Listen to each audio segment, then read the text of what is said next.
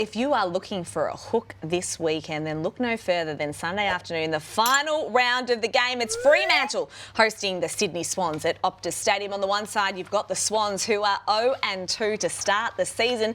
And then you've got Fremantle, so much pre-season hype around them, only to turn up at GMHBA Stadium and get obliterated by the Cats in round one. And the pressure is certainly mounting on their coach, Justin Longmuir, and probably off the back of these comments in the pre-season. We played a pretty vanilla brand. It's interesting because all the other teams get the vision and be able to watch it from behind the goals, so we tried to keep it pretty vanilla. So, Chad, as a Freo fan, you might be sitting there going, OK, so that was vanilla footy. Can't wait for round one. And then that's what they served up. You'd be pretty cheesed off, wouldn't you? You would, and you can't just flick a switch. You've got to make sure you practice this. You can't just go, round one, we're going to bring all the weapons out.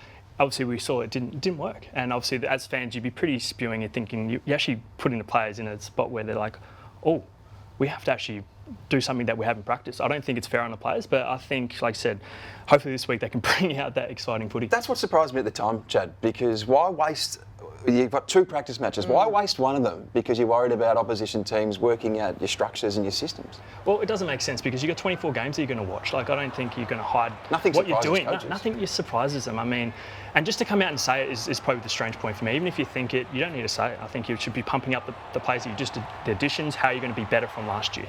So Swans tagger James Jordon kept Lachie Neale, Josh, to 10 touches in round one. It begs the question, who might he head to on the Fremantle side of things this weekend? Well, Nat, if we think back to the end of 2023, Sydney brought in 4 players. He was the lowest profile recruit, but he's had such a big impact in his first year and a bit at the Swans. Came 8th in the best and fairest last year, and he is racking up the scalps when you consider the tags. I mean, he got Whitfield last year, Stewart, Dacos, Dawson and Lachie Neale in round one. But last year, he didn't go to Hayden Young. He didn't go to Caleb Sarong. He didn't go to Andy Brayshaw. He actually went to Jordan Clark twice and clamped him. So he can go to a halfback flanker and shut them out of the game. So that would be my tip on Sunday night. OK, well, the last time these two sides played, it was an absolute cracker.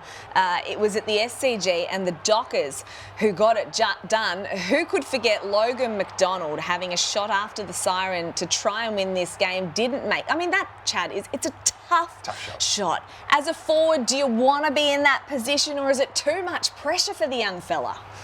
I'd love to be in that position, maybe 50 metres closer. I don't think I've got the legs in me. Again with the hamstring, it's probably going to go